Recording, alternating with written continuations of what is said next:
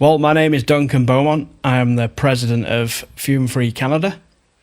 Today I'm at the CWB Welding Industry Days and I'm going to be presenting a topic about protecting welders, protecting the trade. We seem to sometimes, create a secondary level of thought process around a welding trade, the profession. And in my opinion, it's the same level or just as great as a profession as any other profession.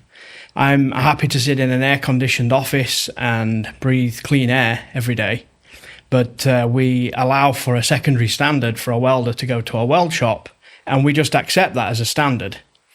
Now, there are ways and means of overcoming this, and that's what I'm trying to get involved with in regards to educating about this, understanding welders, understanding the environment they're working in, and trying to improve it so that we can retain the welders that we have in the industry and attract new ones into this space.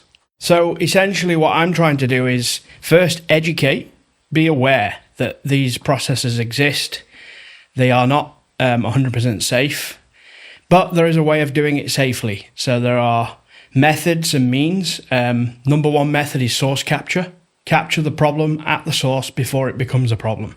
The difference between PAPAs and source capture fume extraction needs to be clearly understood too. PAPAs protect the individual welders, but they did nothing to remove the fume. So when you're wearing one, that's great. When your partner or person in the next weld cell is not wearing one, they're not protected.